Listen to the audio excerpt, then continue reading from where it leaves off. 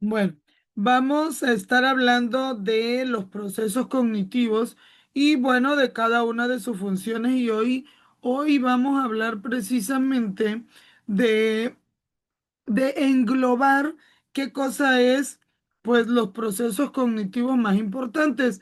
Entre ellos, entre ellos vamos a estar hablando de la memoria. La memoria, ¿por qué razón es una de las cosas más importantes o de los temas más importantes que tenemos que abordar? Bueno, hoy por hoy, la memoria eh, se ve muy afectada por diversas situaciones. La capacidad del cerebro para codificar, para almacenar y para hacer uso y recuperación de la información se llama memoria, en pocas palabras. Nuestra memoria nos permite hacer códigos, jerarquizar, almacenar en nuestra biblioteca y a su vez podemos recuperar la información. Esta es esencial para el aprendizaje, es esencial para el funcionamiento, para trabajar, pero obviamente pues en la vida diaria.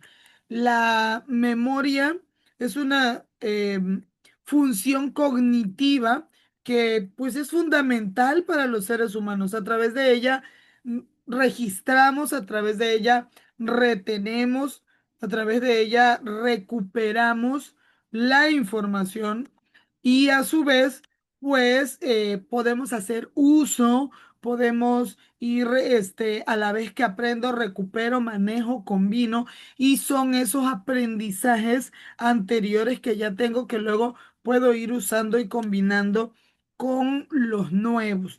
Esto lo hago a través, pues, de ideas, de imágenes, de sentimientos. Eso es importantísimo y por eso la memoria es importante y está muy vinculada a los problemas psicosociales y de salud mental, porque nuestros sentimientos, nuestras emociones están muy vinculados. Entonces, es crucial para el aprendizaje y, perdón, a través de ella tenemos la capacidad de crear recuerdos, por ejemplo.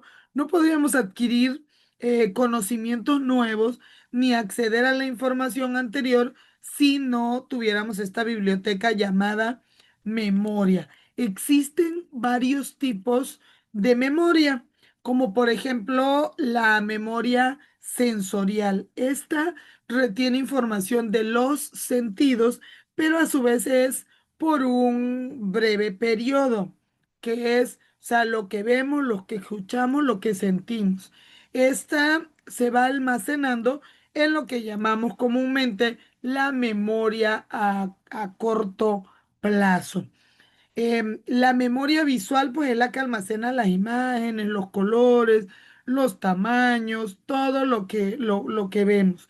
La memoria auditiva, pues los sonidos, las palabras, y le da jerarquización, que es una palabra, que es un sonido, que es un ruido, que es una crepitación, que es música, entre otras. Em, la memoria táctil o también llamada áptica, esa procesa estímulos relacionados con texturas, con temperaturas, con formas y obviamente esa es la que cuando nosotros sentimos algo decimos se parece a, ¿no? En la memoria a corto plazo, nosotros retenemos información por un tiempo limitado, generalmente segundos, minutos, dependiendo de la capacidad, ¿no? Y puede almacenar rápidamente entre 5 y 9 elementos a la vez, dependiendo de la capacidad de cada quien. La memoria a largo plazo almacena información de forma permanente y se divide en memoria explícita, que es la que declara, la que incluye hechos, eventos personales, y la implícita, que es la que realiza procedimientos y va relacionada con habilidades o hábitos motores. La memoria implica pues tres procesos fundamentales. Uno de ellos, pues, es la codificación. ¿Qué es esto? Pues la transformación de los estímulos en representaciones mentales. Y ahí es donde a veces los alumnos, ¿por qué, maestra, quiere usted que yo haga visualización? ¿Por qué quiere usted o me pide mapas mentales? Maestra, no me gusta hacer los mapas mentales. ¿Por qué me deja usted hacer resumen y me pide usted un abstract?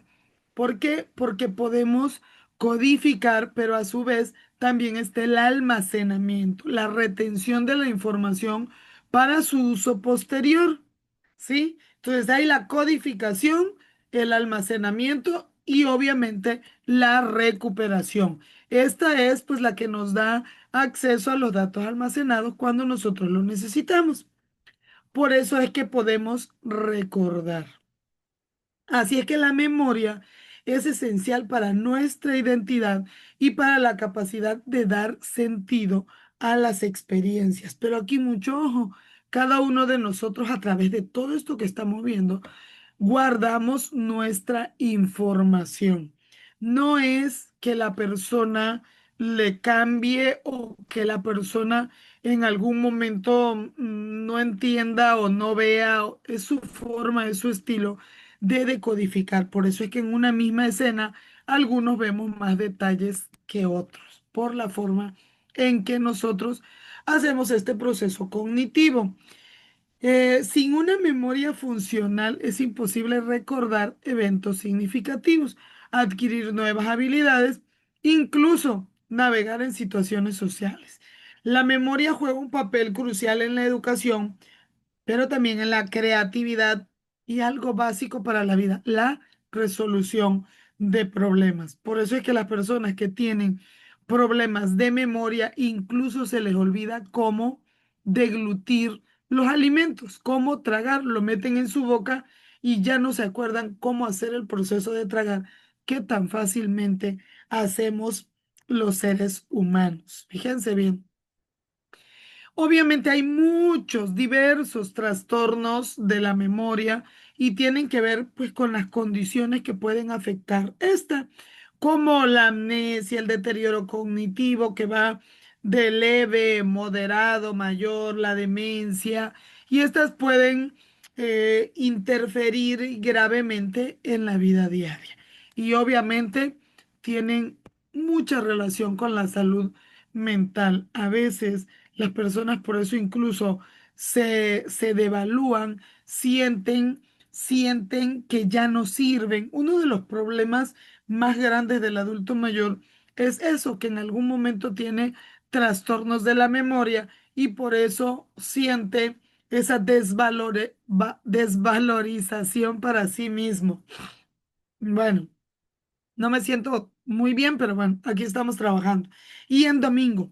Entonces, fíjense bien, por eso es muy importante siempre tener en cuenta que cuando alguien tiene una pérdida, esa pérdida no es fácil de asimilar. Entonces, cuando ya tuvimos una destreza y la perdemos, afecta más que cuando no tenemos la destreza. La memoria es una función compleja, pero también a su vez vital, porque influye en todos los aspectos de la vida. Por eso es que los procesos cognitivos como el aprendizaje o la adaptación social dependen en mucho de la memoria y cómo la utilizamos. ¿Qué pasa con nosotros hoy por hoy con el uso de la tecnología? Que al final de cuentas podemos tener 8.000 contactos o números de teléfono en nuestro móvil, pero al final de cuentas no sabemos uno o dos o tres. Ya no estamos activando, ya muchos procesos mentales pues los dejamos en desuso y aquí sí es una llamada de atención. Hoy por hoy la memoria es uno de los estudios más importantes que tenemos en la psicología y en la neurociencia. Los investigadores de neurociencia, del comportamiento del ser humano y de psicología, estamos haciendo muchas pruebas respecto a esto porque es básica su comprensión para ayudarnos a mejorar pues nuestras capacidades cognitivas. Los procesos cognitivos los debemos de realizar día a día. La memoria, a su vez, es un proceso cognitivo fundamental que nos permite registrar, almacenar y recuperar información. Esto es básico saberlo. Este proceso, pues, como les decía, se compone de codificación, almacenamiento y recuperación. Si yo no codifico, no puedo almacenar, y si yo no almaceno, no puedo recuperar. Así es que sí hay que hacer memorización. El hecho de leer, de aprenderse poesías, poemas, recitar cosas, es una buena técnica para pues estar nosotros ejercitando nuestra memoria. Aprender cosas nuevas nos permite activar la memoria.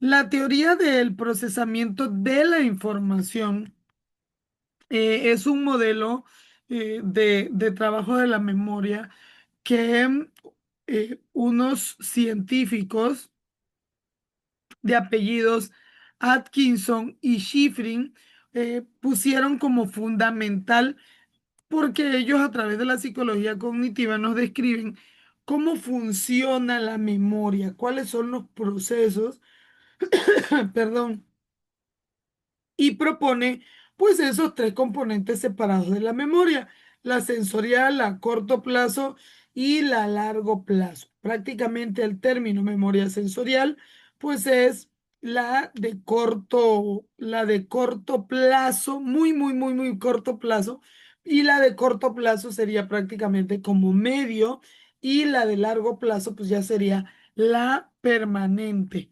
O sea que la memoria sensorial o de muy poquito tiempo sería como que una cámara que toma la captura de la información o la foto de la información a través de nuestros sentidos. La memoria a corto plazo ya implica pues un proceso activo de esta información, y la memoria a largo plazo pues ya es el almacenamiento de forma permanente de la información considerada importante. Cuando ya le damos control G, guardar. Entonces, este modelo es importante traerlo a este tema porque es investigación sobre el funcionamiento del cuerpo humano y entre ellos la memoria. Ha influido en el desarrollo de teorías de procesos cognitivos, y obviamente los procesos cognitivos están dentro del campo de la psicología cognitiva o del cognitivismo. La memoria sensorial también es llamada icónica y ecónica.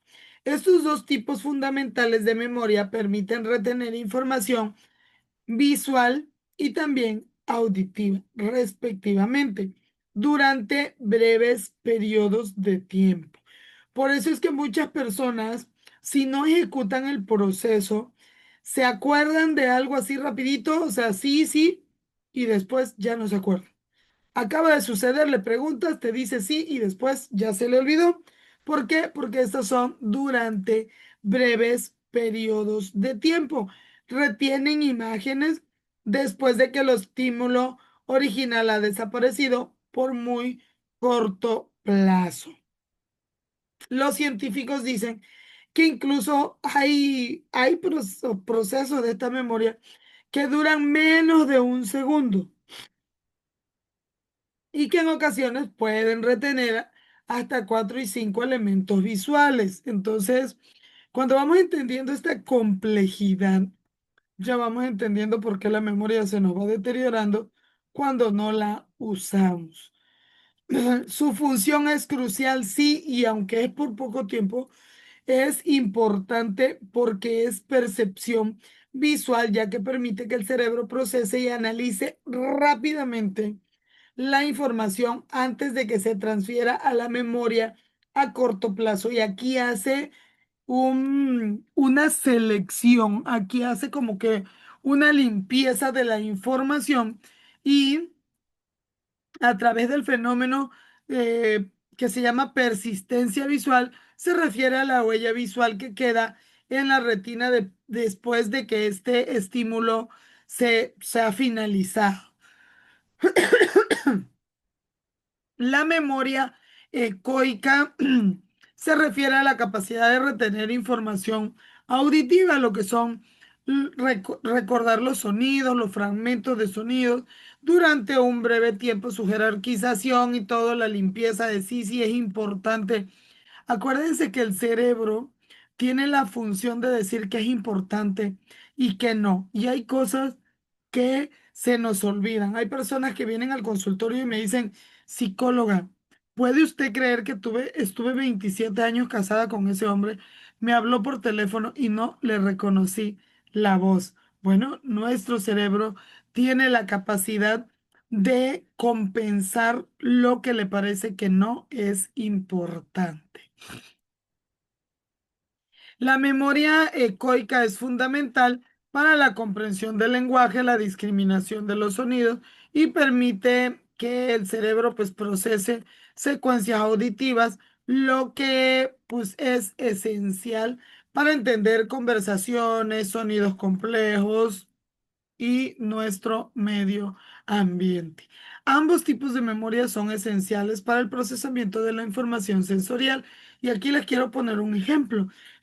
Cuando está lloviendo, primero vemos la luz y después escuchamos el sonido del trueno. Entonces, esto, nosotros ya vemos esa lucecita en el cielo y ya sabemos que viene detrás un sonido. Entonces, no vemos la luz y a la vez el sonido. Podemos hacer una discriminación. La memoria icónica se centra en la información visual, en la luz, y la memoria ecoica se ocupa de la información auditiva. De hecho, entre que vemos la luz en el cielo y el sonido, hasta nos da tiempo luego de taparnos los oídos, si así lo queremos. Estas memorias sensoriales pues actúan como un filtro inicial que decide qué información se retiene para un procesamiento más profundo en la memoria a corto plazo. Eventualmente, pues ya ahí en esa memoria se decide la que va a largo plazo. Por eso es importante el reforzamiento. Cuando nosotros leemos en voz alta, estamos aprendiendo doble y a su vez estamos reforzando. Entender cómo funciona la memoria icónica y ecoica nos ayuda a apreciar la complejidad del cerebro humano, su capacidad para procesar información del entorno de manera diferente. Y bueno, es que somos muchísimo mejor que una computadora. ¿Por qué?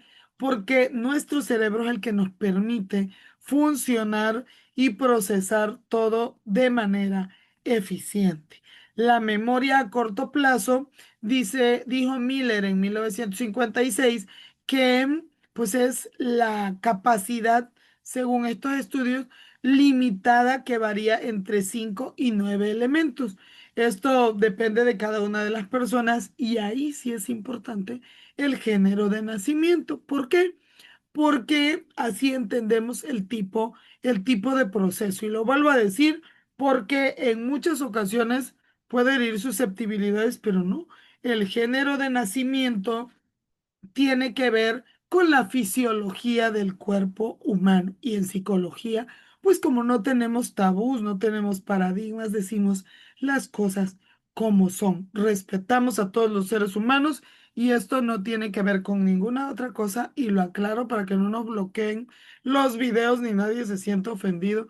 No tiene nada que ver con ninguna otra situación de emociones y de aceptación de cada una de las personas. En psicología respetamos a todos y llamamos por las cosas pues por su nombre. No nos asustamos ni nos asombramos de nada. Si yo soy güera, a mí me dicen güera, porque así nací, güera. Entonces, y no tengo que ofenderme por eso. Me amo y me acepto tal cual soy. Y bueno, dicho esto, todo esto es de uso de aprendizaje y conocimiento científico. No estamos hablando de género para hacer sentir mal a nadie. El mágico número 7 más o menos 2 que propuso Miller es la capacidad de la memoria a corto plazo aproximadamente de guardar más o menos objetos. Por eso pueden ser 5 a 9. Estos hallazgos han sido fundamentales para entender pues cómo se procesa y se almacena la información en la mente humana. Y aquí nos están escribiendo. Qué bueno que la aclara porque mucha gente lo puede pensar mal. Nunca piensen mal de psicología. Lo que hablamos de psicología siempre es cuidando la dignidad de las personas y nunca lleva un trasfondo de ofender a nadie, sino al contrario. La psicología es para mejorar la vida del ser humano. Y este video compártanlo con todas las personas para que todos podamos aprender cada día sobre temas. Fíjense. Muchas personas tenemos acceso a poder pagar escuelas para aprender terapias, pero hay gente que no. Y esa gente que no tiene acceso, por lo menos que le llegue un video y un poquito de conocimiento. El modelo de memoria de trabajo de Baddeley se compone de tres componentes principales. Ejecutivo central, que es responsable del procesamiento de la información. El bucle fonológico que almacena la información verbal a corto plazo. La agenda visoespacial que almacena información visual y espacial a corto plazo. Y aquí quiero hacer un enfoque. Hace rato les decía yo que es importante el género de nacimiento. La situación visoespacial que tenemos en nuestra cabecita, perdón, sí tiene que ver, ay, mi garganta ya no quiere con, con el género de nacimiento. ¿Por qué?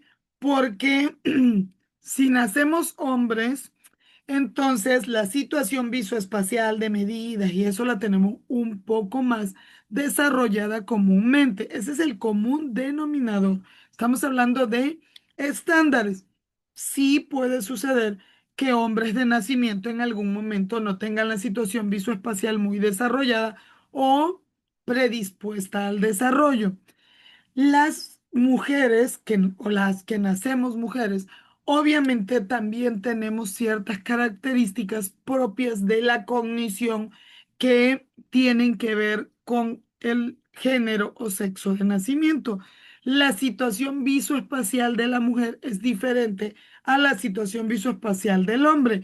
Por eso, por eso, mucha gente dice, cuando van manejando, sobre todo en situaciones de machismo que a veces lo hemos normalizado, pero no es adecuado y no es correcto, porque no debemos de generalizar, debemos de hablar con las de las personas adecuadamente y solamente se usan las generalizaciones para aprendizaje y para usos en beneficio de la humanidad, no para criticar, nunca así. Entonces, mucha gente dice que las mujeres no deberíamos de manejar porque nos chocamos más. Bueno, aquí vamos a los datos duros.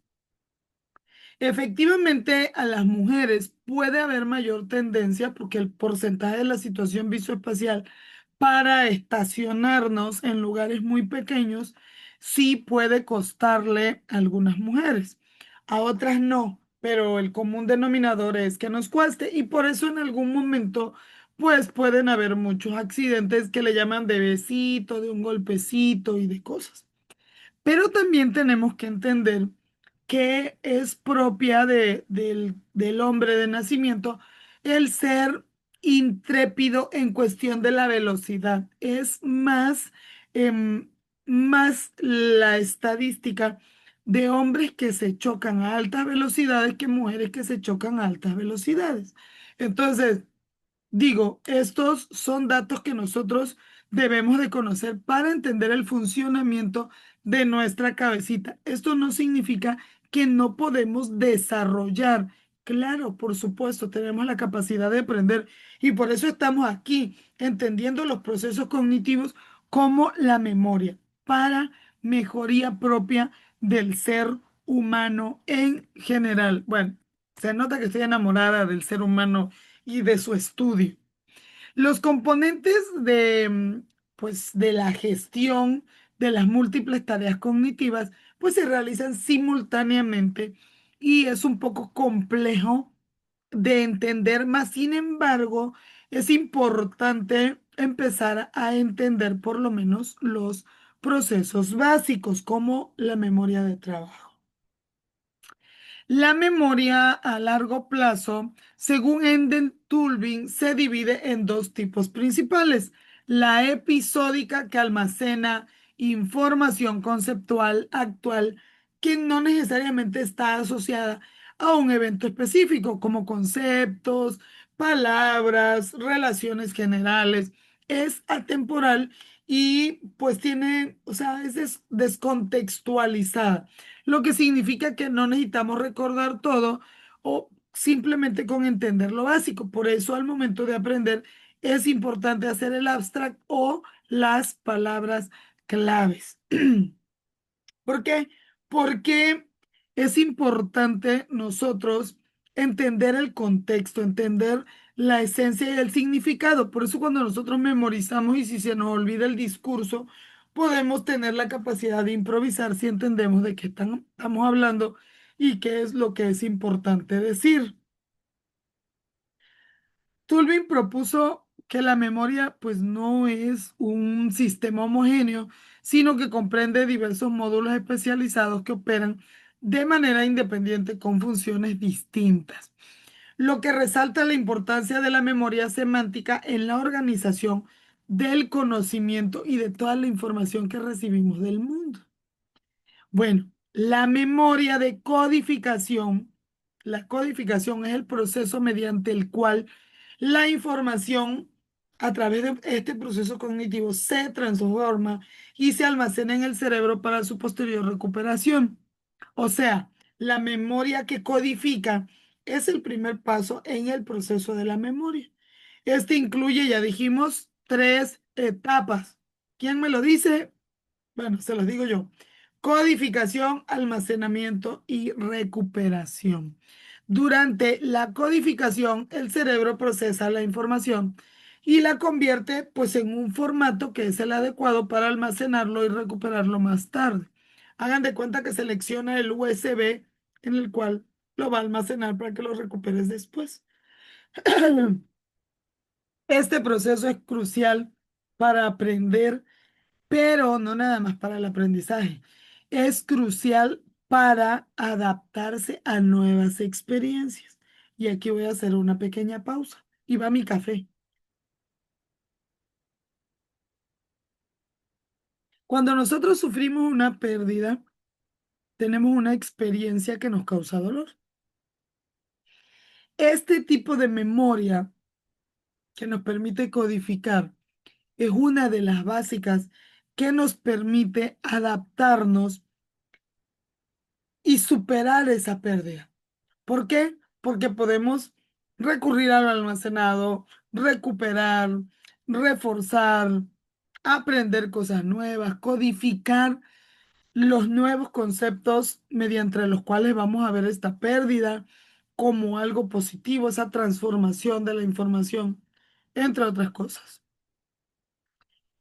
Existen varios tipos para codificar la información. Y esto a su vez nos ayuda a poder recordar. Por eso es que las personas, cuando recordamos, volvemos a vivir, volvemos a sentir. Incluso parece que estamos viendo la misma escena y escuchando. Esto tiene que ver con la codificación visual que implica la transformación de las imágenes y representaciones gráficas en recuerdos.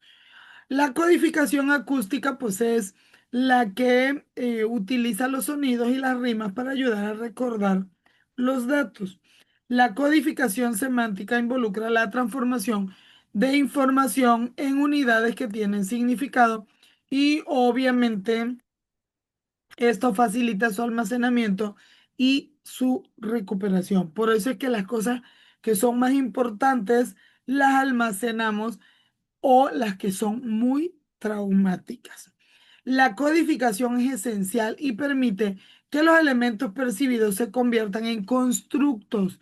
Estos pueden ser almacenados en el cerebro. Sin este proceso no podríamos retener lo aprendido ni utilizarlo en el futuro. La calidad de la codificación puede influir en la facilidad con la que recordamos la información más tarde. Por ejemplo, los eventos emocionales intensos tienden a ser más fácilmente recordados debido a la forma que se codifican con nuestra memoria. En conclusión, esta memoria que nos permite codificar Es un proceso complejo y fundamental que afecta nuestra capacidad para aprender, para recordar, pero sobre todo para funcionar en la vida.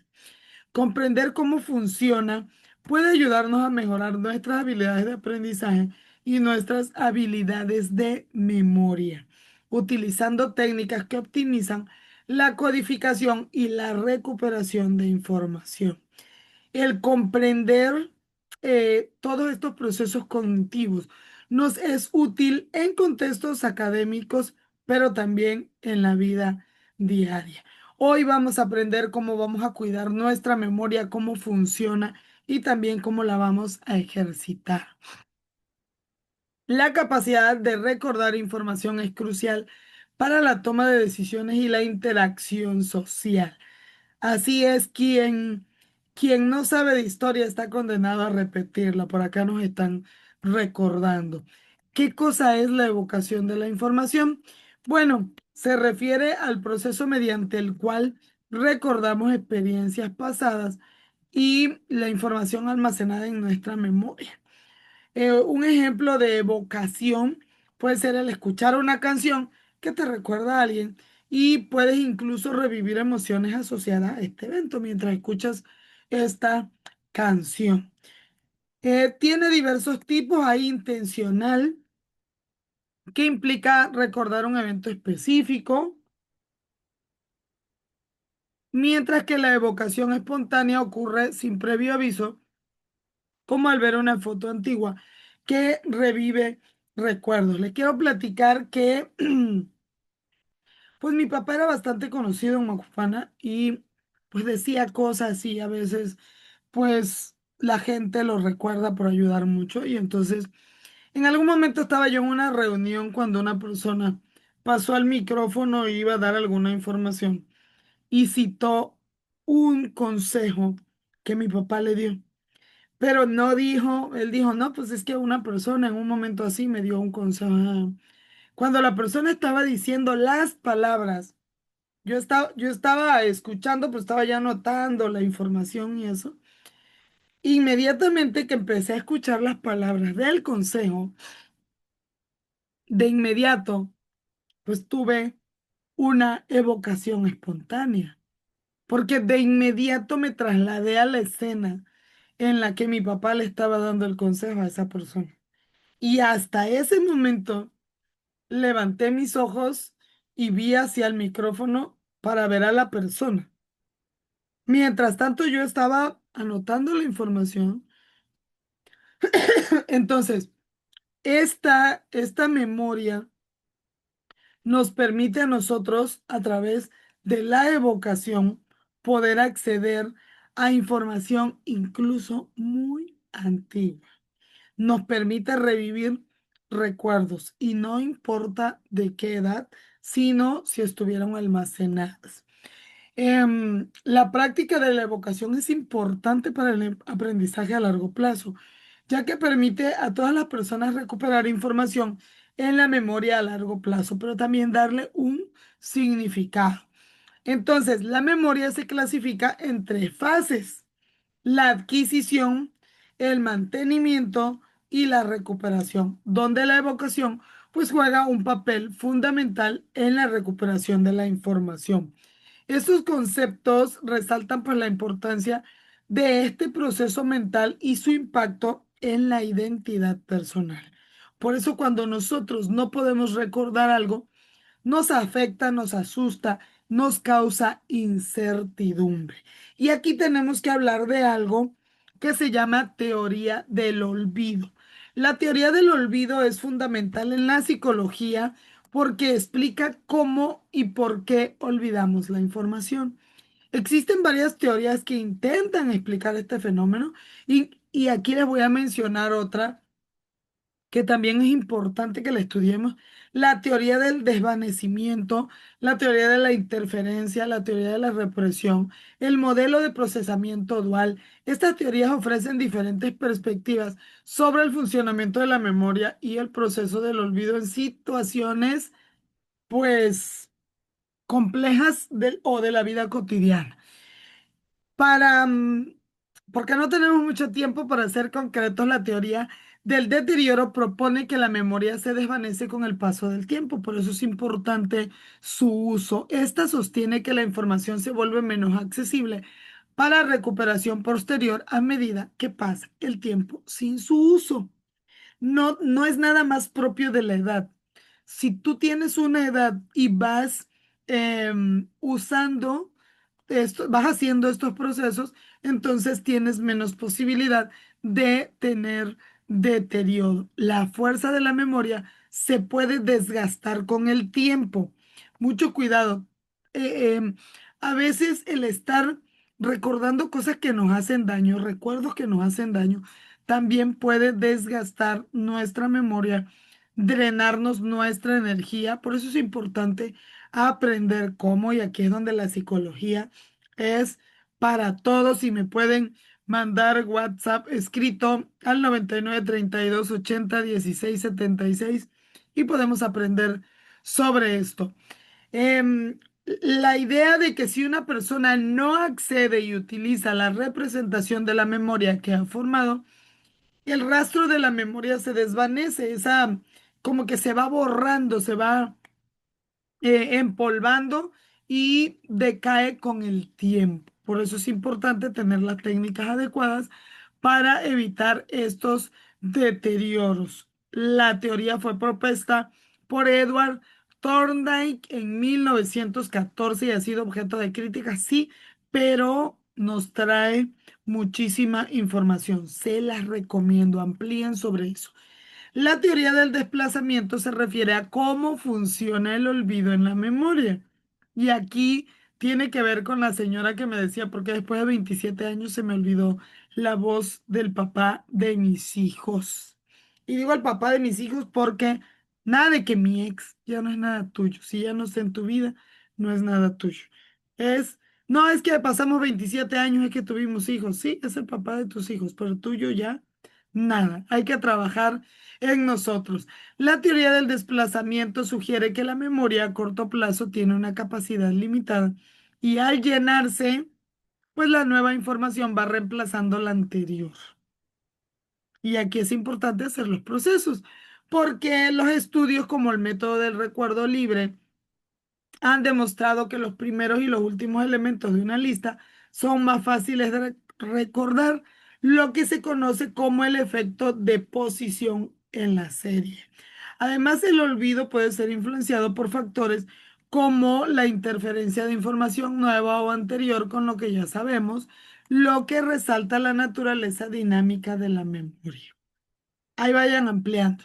La teoría del fracaso en la recuperación o también del olvido, se puede llamar del olvido, pues se refiere a que el olvido a menudo implica una falla en la recuperación de la memoria. Y aquí vamos entendiendo por qué se nos olvidan las cosas. Aunque la información almacenada en la memoria a largo plazo no se pierde, pues es que decimos, ¿cómo es que se llama esta persona? Ay, sí, yo sé su nombre y después nos acordamos. No somos capaces de recuperarla en el momento determinado porque falla la codificación. Esto no permite o impide que podamos recordar información porque o no llegó a la memoria a corto plazo o a largo plazo o no la asociamos con algo o dejamos de usar ese tipo de procesos. La información puede estar almacenada en la memoria, pero no podemos acceder a ella debido a la falta de señales de recuperación. Todo lo que no usamos se atrofia. El pasar mucho tiempo enfrente de los móviles, enfrente de la televisión, enfrente de las redes o sin hacer nada, el sedentarismo mental también cansa, agota, drena la energía, pero sobre todo nos lleva al fracaso en la recuperación y a los olvidos porque caemos en desuso de las supercarreteras llamadas sinapsis para poder hacer este tipo de procesos. Mucho ojo aquí. Es importante diario estar haciendo procesos, estar aprendiendo cosas nuevas, pero obviamente estar truchos, no caer en el sedentarismo mental, de cuidar lo que comemos y sobre todo aprender las técnicas adecuadas. Ya mi batería Mi batería y la de la computadora ya están en crisis, la voy a conectar. Entonces, esta teoría nos dice que hay diversas razones como el estrés, la ansiedad, la preocupación, el sobrepensamiento, que son los que gastan la energía en lugar de que esta energía sea usada en lo que es adecuado. Ya a ustedes les tocará ampliar esto. La teoría de la interferencia, pues se refiere a ese fenómeno por el cual la adquisición o el recuerdo de información nueva puede afectar negativamente la información que ya se posee o viceversa. Este proceso puede ocurrir en diferentes conceptos y contextos como en la memoria, de acuerdo a los idiomas. A veces aprendemos palabras, pero se nos olvidan las de nuestro propio idioma. ¿Por qué? Porque las dejamos de usar. El estudio de las materias escolares o incluso en las situaciones cotidianas es importante comprender el mecanismo de retención de la memoria para poder apropiarnos de los conocimientos y evitar confusiones entre conceptos similares. Por eso es importante conocer los conceptos, leer y estarnos actualizando.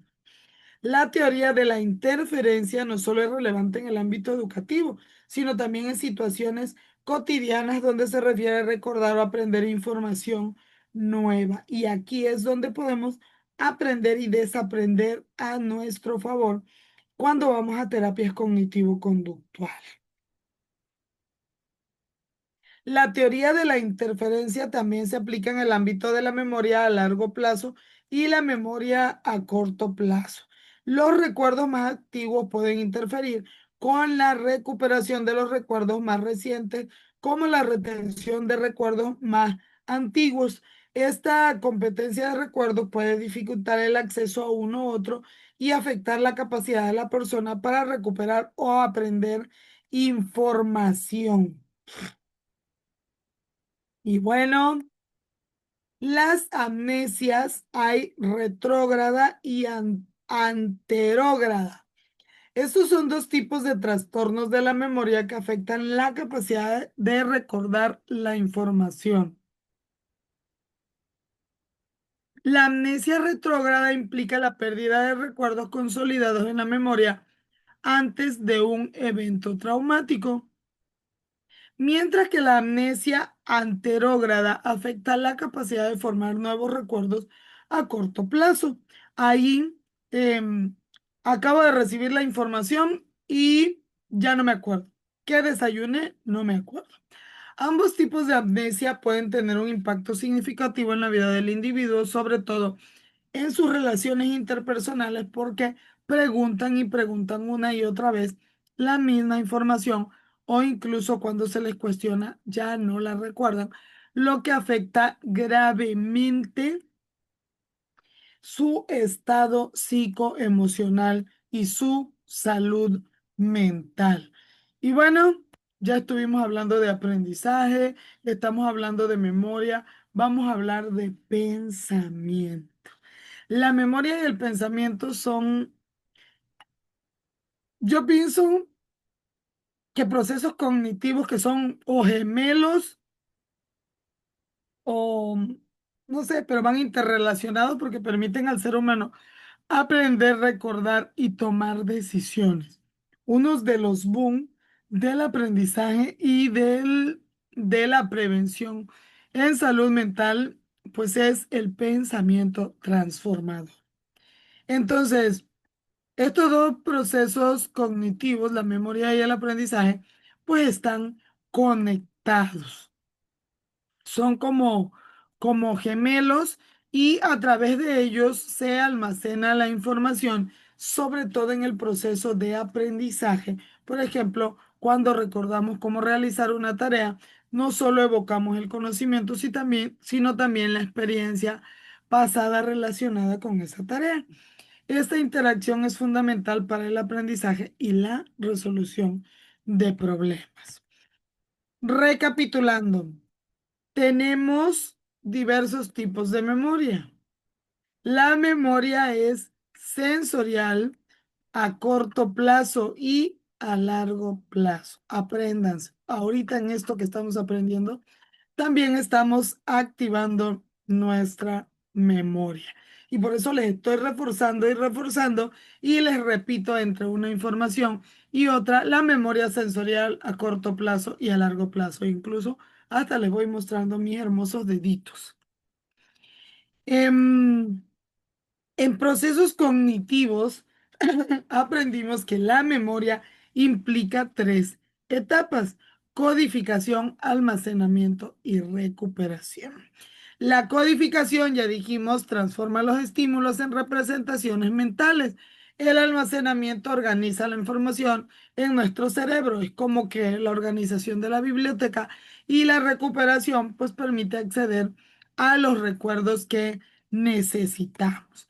Entonces, la memoria es fundamental para el aprendizaje, pues nos permite retener información para comprender conceptos, tomar decisiones, y cuanto más rica sea nuestra memoria, más efectiva será nuestra capacidad de pensamiento crítico, por ejemplo. Entre más información tenemos, más cuestionamos, no aceptamos todo nada más así. Ya cuando tenemos conocimiento, pues entonces ya podemos cuestionar, podemos preguntar. Ya no somos borreguitos que nada más se dejan llevar a la primera. Entonces, en conclusión, guardamos en nuestra memoria que la memoria y el pensamiento son procesos cognitivos y debemos de trabajarlos juntos para permitirnos interactuar con el mundo. Cuando nuestro pensamiento siempre está desde la carencia, así vamos guardando todo. Tengo el closet que no puede ni cerrar y digo no tengo ropa. Y ahí voy haciendo cosas y nuestra memoria aprende a guardar todo desde la carencia. Vivir desde la abundancia es valorar lo que tienes, agradecerlo, disfrutarlo, sí darte cuenta de las carencias y trabajar en solucionarlo, pero no vivir desde la carencia. Puedes decir, no sé qué ropa ponerme, pero nunca digas, no tengo ropa que poner. No estés declarando carencias y pobreza en tu casa. Recuerda que la riqueza y la pobreza son estados mentales y hay que trabajar en ello. El tomar decisiones informadas tiene mucho que ver con la memoria y con el pensamiento. La comprensión de cómo funcionan estos procesos, pues obviamente nos da la posibilidad de mejorar nuestras habilidades en todos los aspectos. El aprendizaje, el pensamiento, la adaptación en diversas situaciones de la vida cotidiana, nuestra salud mental y los problemas psicosociales. La formación de conceptos y categorías también son procesos cognitivos, porque en todos estos en vivos, en todos estos videos, les insisto en decirles las definiciones y los conceptos, les insisto en que aprendan la complejidad de cada una de estas cosas. Y bueno, tiene que ver porque son procesos cognitivos esenciales que nos permiten organizar y clasificar información en el mundo que nos rodea. Ayer le preguntaba yo a una persona, ¿por qué piensas tú que todos los días acomodo mi cama? Incluso cuando estoy en un hotel que sea que alguien más la pueda acomodar. Y me decía, para que el cuarto se vea bien. Sí, también, pero sobre todo porque ya en mi cerebro clasifiqué el concepto de orden. Mi vida tiene que iniciar y terminar en orden. El desorden no tiene cabida en nuestra cabecita. Por eso el proceso de desarrollo del pensamiento es fundamental. Ahí es donde nosotros desarrollamos habilidades cruciales y obviamente en la educación moderna es una de las cosas que hemos descuidado. Ya no estamos haciendo procesos cognitivos y estos son importantes para el ser humano. La formación de conceptos nos ayuda a identificar patrones, a no repetir patrones negativos, a inferir en propiedades, a desarrollar un marco de referencia que nos permite interactuar de manera efectiva con nuestro entorno. Yo acomodo mi cama no porque otro no la pueda acomodar, sino porque mi vida me corresponde a mí, mi cama me corresponde a mí y el hecho de que mi día inicie en orden me corresponde a mí. Entonces la memoria juega un papel crucial en, en el proceso del ser humano y en todos los procesos cognitivos. ¿Por qué? Porque permite la retención, recuperación y almacenamiento de la información. La formación de conceptos y categorías también tiene implicaciones en el desarrollo cognitivo. Cada vez que nosotros aprendemos algo, nos estamos desarrollando, nos estamos educando y nos permite construir nuevos conceptos que vamos a reforzar a través de experiencias previas, pero también de aplicación en diferentes contextos y experiencias nuevas. La solución de problemas o naturaleza de la resolución de los problemas se refiere a que a la dificultad y complejidad que enfrentamos los individuos al intentar resolver situaciones de nuestro entorno.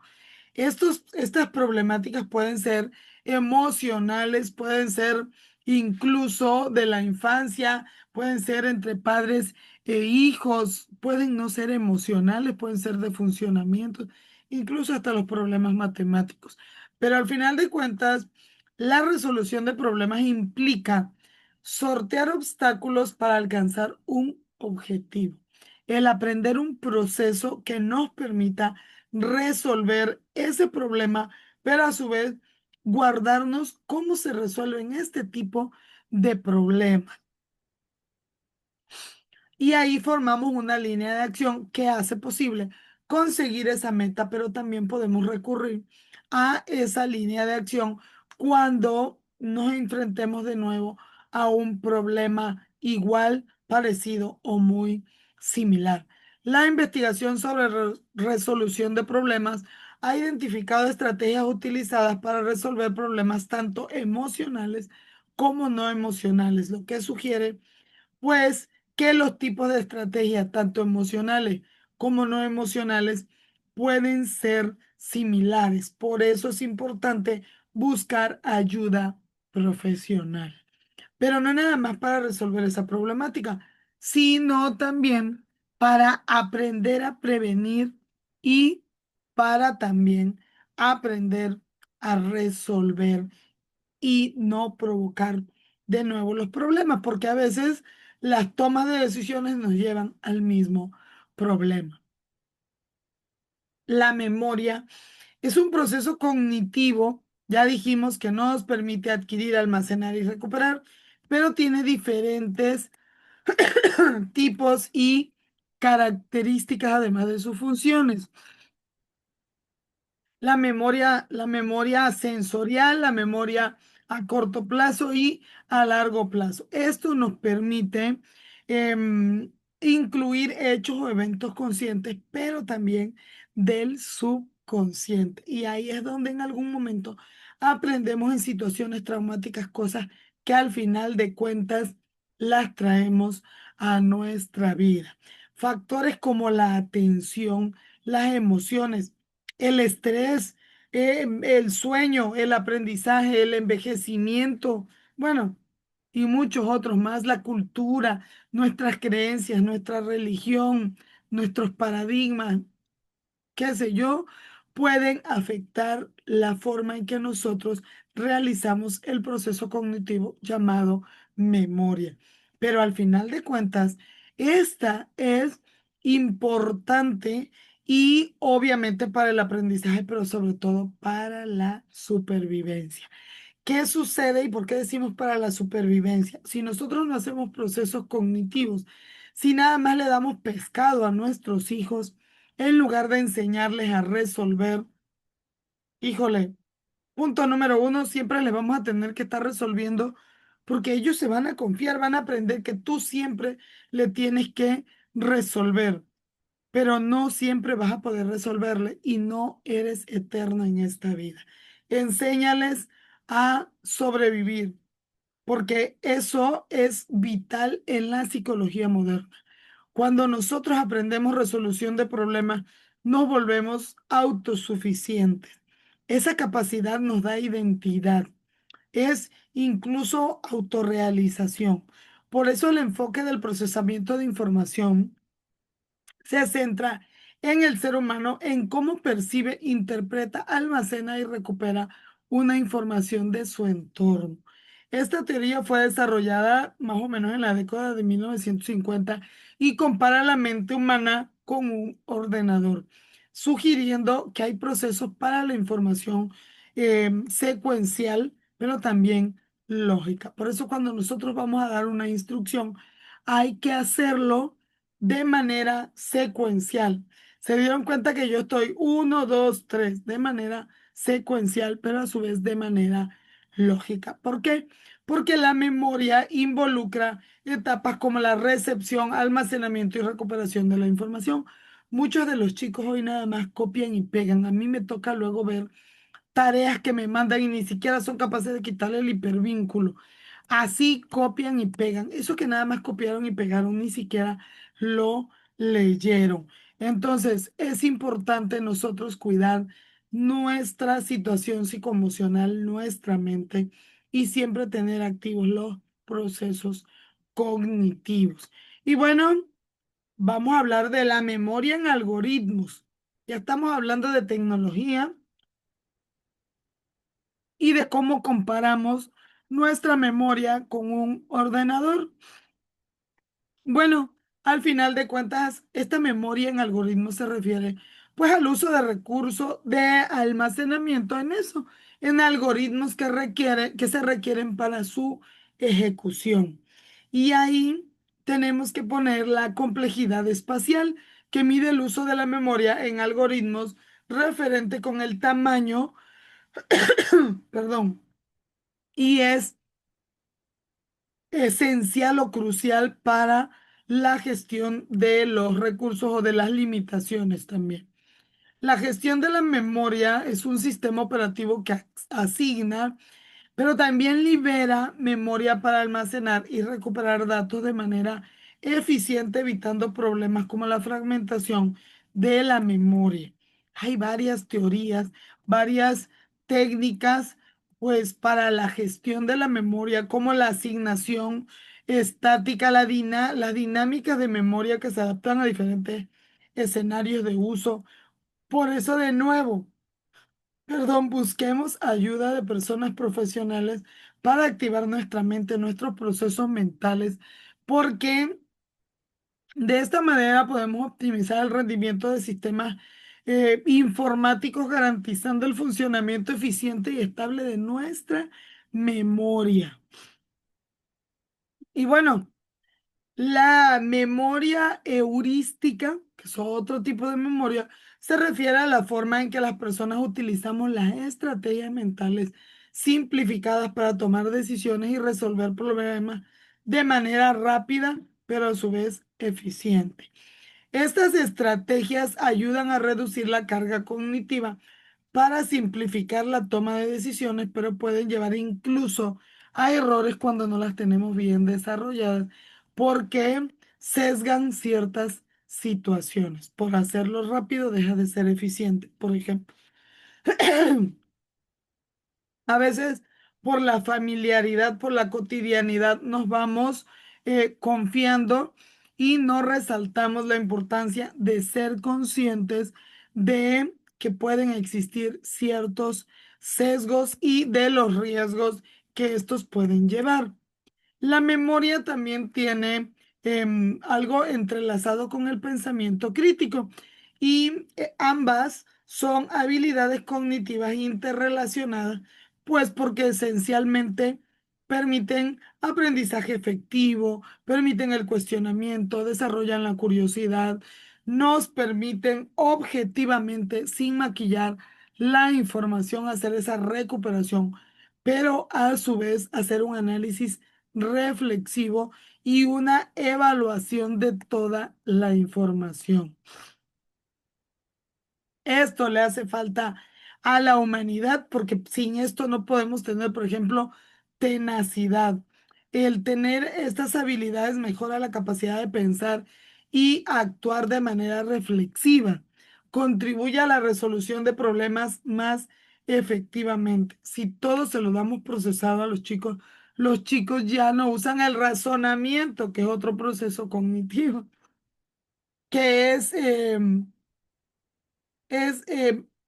fundamental para el aprendizaje y la resolución de problemas, pero pues obviamente también va relacionado porque tiene que ver con la memoria lógica en particular y se refiere pues a esa capacidad de procesar información, pero que realmente es congruente. El razonamiento es la capacidad pues de abordar y resolver problemas aplicando conocimientos previos, aplicando técnicas, habilidades y también experiencias.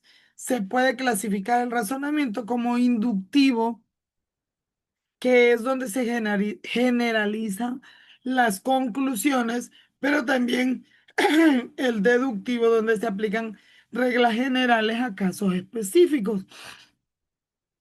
Ambos tipos pues están interrelacionados con la memoria, ya que necesitamos recordar información relevante para llegar a conclusiones válidas. O sea, para poder pensar y razonar, tenemos que desarrollar memoria, el razonamiento y todo, no nada más en el ámbito educativo, sino en la vida cotidiana. Por eso hoy por hoy llamamos a una generación de cristal porque no estamos haciendo procesos mentales, ya no realizan juegos que le permitan hacer razonamientos lógicos. Tienen juegos donde saben cómo matar, cómo ganarle al enemigo, cómo atropellar a fulanito, cómo ganar puntos, pero no cómo aplicarlo en nuestra vida cotidiana. Mucho cuidado porque los padres somos formadores. Las estrategias para fomentar, mejorar la memoria y el razonamiento. Bueno, los ejercicios mentales.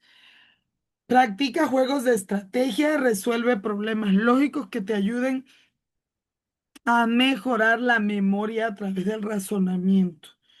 Sí, los rompecabezas virtuales, pero necesitas tocar. Acuérdate que tenemos que desarrollar entre 5 a 9 ingresos de información. Entre más ves, tocas, escuchas, más te concentras. La concentración es otro proceso cognitivo que nosotros tenemos que fomentar. ¿Sí? La alimentación saludable, eso es importantísimo. Somos lo que comemos y existen muchísimos productos que comemos en nuestra vida cotidiana que afectan nuestra cognición de diversas maneras. La estimulación cognitiva, pues a través de lectura, de aprendizaje de nuevas habilidades, de prácticas de atención y de todo eso que puedes aprender a través de la psicología de educación en competencias. Busca ayuda de los profesionales. Es importante invertir en ti, pero invertir hoy, no cuando ya tengas deteriorado el sistema cognitivo, porque hay muchas situaciones de procesos cognitivos que no son reversibles. Algunos sí, pero otros cuando ya se perdieron no los podemos recuperar. En conclusión, la memoria, el razonamiento y los procesos cognitivos sí son procesos particulares, pero a su vez no son independientes, son interdependientes, porque prácticamente uno depende del otro para que puedan llegar a la capacidad adecuada. O sea, cada uno juega un papel importante, un papel crucial en este sistema de aprender y de resolver problemas. Por eso, para mejorar estas habilidades, no solo es beneficioso leer, buscar, ver videos, y también es importante buscar ayuda profesional. Esto es esencial para el éxito en la vida diaria. La práctica constante de todas estas estrategias que podemos a través de los profesionales aprender pueden potenciar estas capacidades cognitivas. No necesariamente tenemos que sufrir olvidos, pero tenemos que aprender cómo mantenernos activos. El razonamiento inductivo se refiere a la capacidad de recordar y aplicar el razonamiento en la toma de decisiones y resolución de problemas. Es una habilidad valiosa en la vida cotidiana, pero también en el ámbito científico. Tome miel con jengibre y limón. Ya me falta ir a Chile a tomar ese tecito, un mate caliente, mote con huesillo y todo ese tipo de situaciones chilenas que me pueden ayudar a recuperar mi garganta. Un beso grandísimo a mi amada familia chilena. Es una bendición para mí tener familia a lo largo del mundo y Chile es uno de esos países importantísimos en mi vida porque ha contribuido en apoyo, en aprendizaje y en muchas cosas. Parte de mi corazón está en mi amado Chile. Un beso, familia. El razonamiento inductivo nos permite en la vida cotidiana generalizar conclusiones, pero también hacer observaciones específicas. Por ejemplo, un biólogo observa que todas las plantas de una especie crecen mejor en cierto tipo de suelo, por ejemplo, en suelos húmedos. Después de estudiar varias plantas de la misma especie en diferentes condiciones, concluye que este tipo de plantas prefiere los suelos húmedos. Eso sí puede ser una generalización, pero acuérdense que todo con el uso de la ciencia. Me da risa que el tequila mexicano, bueno, si no se me compone la voz se me va a olvidar, ¿verdad? Muchas gracias por sus recomendaciones, las tendré en cuenta. Y bueno, obviamente, perdón, cuando nosotros desarrollamos memoria del razonamiento inductivo, es esencial el pensamiento crítico, el conocimiento, el aprendizaje y todo esto que nos permite expandir este abanico de conocimiento del mundo de nuestro entorno y obviamente lo vemos reflejado en nuestras tomas de decisiones. No es lo mismo tomar decisiones desde la ignorancia que basadas en experiencias y en conocimiento. Ah, claro que el descanso, ya voy a descansar en estos días festivos. Después del 20 me pongo a descansar mi voz. Muchas gracias por su preocupación por mi salud. La verdad es que sí. He estado hablando y hablando y hablando y hablando y obviamente la voz ya pide descanso. Ya estamos así de darle su descanso. Aquí tenemos mientras tanto un tecito, obviamente de jengibre, limón y otras hierbitas. Bueno, entonces les decía que la memoria del razonamiento, pues también puede ser deductivo y este se refiere a la capacidad de recordar y aplicar los principios generales de la deducción para llegar a conclusiones específicas. La práctica de este razonamiento deductivo pues nos ayuda a desarrollar pensamiento crítico, formular argumentos claros, coherentes, a mejorar la comunicación y por eso es que les decía que los procesos cognitivos van entrelazados.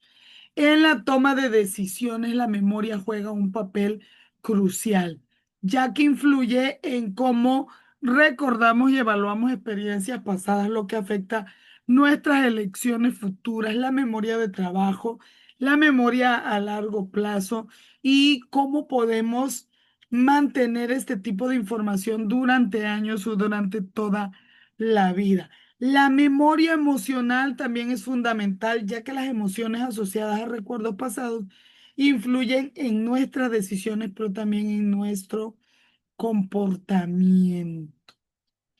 Y ahora vamos a hablar de errores comunes en la toma de decisiones. Punto número uno, la impulsividad. Tomamos decisiones sin aplicar todos estos procesos cognitivos anteriores. La sobrecarga de información nos abruma y hoy por hoy recibimos demasiada información y no capacitamos nuestro cerebro en la discriminación.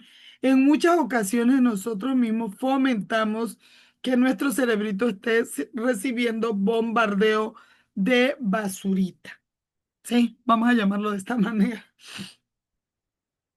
Otro error, toma de decisiones por presión social, por presión de grupo o por aparentar. Se agradecen mucho los consejos de todas las personas, pero no todos los tienes que seguir. Algunos de esos consejos son presiones o exigencias. Busca de todos estos consejos los que son más adecuados. Otro error común en la toma de decisiones es la búsqueda de perfección. El intentar mostrar una imagen o una apariencia que realmente no tenemos. La perfección como tal no existe. Su búsqueda sí. Más sin embargo, nosotros pues nos debemos de estar preparando constantemente para pues obviamente ser cada día mejores. La evolución es esto. No basta con adquirir el conocimiento. Otro error en la toma de decisiones es la falta de seguimiento. No evaluamos qué consecuencias puede tener nuestras decisiones. La toma de decisiones informada puede disminuir la posibilidad de nosotros equivocarnos. El prejuicio de la confirmación, necesitamos que otras personas avalen lo que voy a decidir. El prejuicio por el exceso de confianza, no se confíen ni en la sombra porque también les puede traicionar.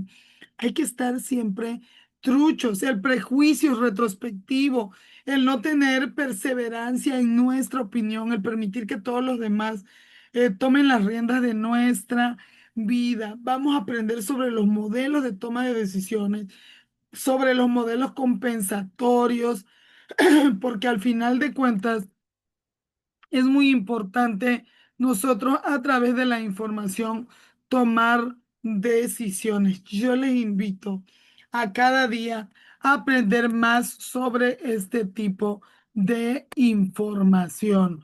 Y bueno, ahora vamos a estar hablando de el lenguaje.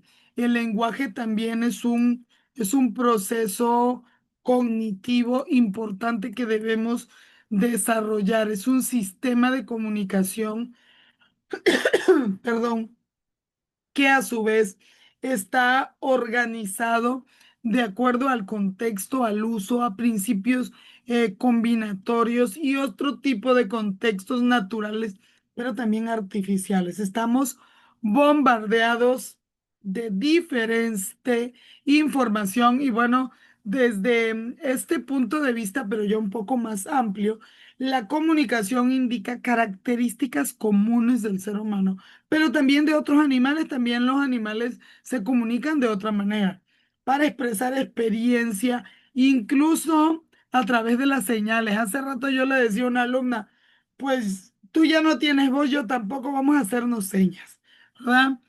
También el uso de sonidos registrados por los órganos de nuestros sentidos. Los seres humanos desarrollamos el lenguaje de una manera compleja y nos permite tener secuencias sonoras, tener signos gráficos y todo este complejo constructo de signos y obviamente, fíjense bien, también olfativos, corporales y de muchas maneras. El lenguaje humano se apoya en la capacidad de comunicarse por medio, pues, de signos lingüísticos que pueden ser lenguas de señas, signos gráficos, entre otros. Hay dos puntos de vista complementarios, que uno se llama ontogenia y el otro filogenia. La primera, que es la ontogenia, pues analiza el proceso por el cual el ser humano adquiere el lenguaje, mientras que la segunda, llamada filogenia, se encarga de estudiar la evolución histórica de la lengua. El conocimiento es poder y existe algo que se llama antropología del lenguaje y estudia el lenguaje como una pieza clave en la interpretación de todo el conocimiento del ser humano. Y esto pues no es novedoso, pero sí nos remite a antiguas y variadas tradiciones culturales desde tiempos muy lejanos en la historia y obviamente pues de los que han sido registrados, quién sabe cuántos más. La comunicación animal pues se basa en otras señales que nosotros no conocemos, incluso las olfativas. Es importante en algún momento nosotros tener ciertos lenguajes formales con construcciones humanas que usan pues todo tipo de programación, de sonidos, de codificación.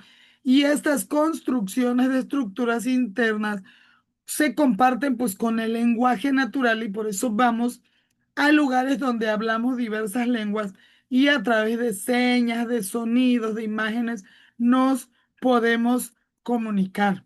Y bueno, voy a hacer un poquito una pausa para mi gargantita, voy por un té calientito y en unos minutos nos vemos con otro en vivo y desde el Zoom nos vamos a ir a receso. Nos vemos en 30 minutos con otro en vivo y vamos a hablar de componentes de gramática, de fonología, de bases biológicas, neurológicas del lenguaje, del desarrollo del lenguaje y un tema bastante interesante. Nos vemos en 30 minutos con otro en vivo. Y bueno, Mari, a ti no te podemos calificar la participación la participación de lenguaje con lenguaje, porque pues obviamente no tienes lenguaje. Nos vamos a ir a receso. Regresando del receso, Mari, vamos, no te desconectes. Regresando del receso, regresando los 30 minutos, entonces vamos a cortar el video para convertirlo y vamos a iniciar uno nuevo. Nos ponemos en pausa.